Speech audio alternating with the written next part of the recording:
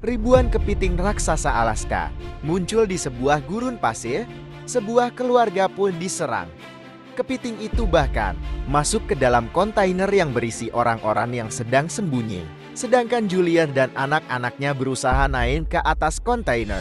Tapi kaki Julia terluka karena serangan kepiting-kepiting itu. Sedangkan di dalam kontainer, orang-orang itu berjuang keras untuk menyelamatkan dirinya. Mereka menembaki kepiting-kepiting itu dengan senjata, bahkan memukulinya, tapi semua percuma karena kepiting ini sangat banyak.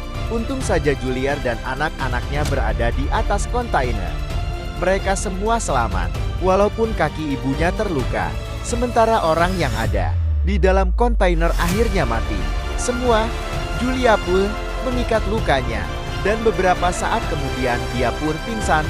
Esok harinya, Julia terbangun sendirian. Semua kepiting telah pergi.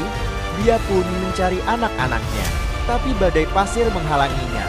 Hingga akhirnya, Julia pun berhasil menemukan anak-anaknya.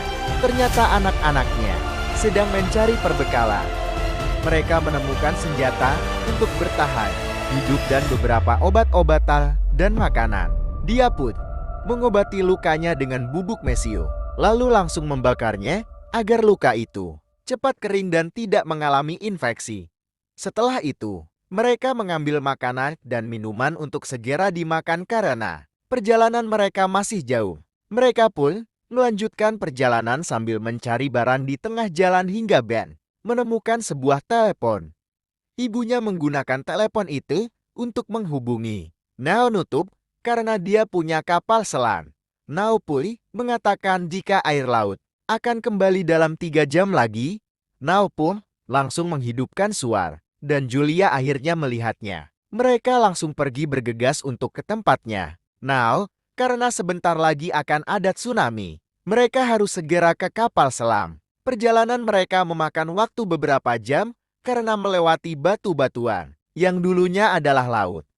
Mereka juga menemukan sebuah ngarai berisi karang dan air asin, dan terus melanjutkan perjalanan hingga tiba-tiba sebuah batu besar pun terjatuh. Untung saja ibunya langsung mendorong anak-anaknya untuk segera menjauh. Tapi akibatnya jalan tertutup. Anak-anak dan ibunya ini pun terpisah.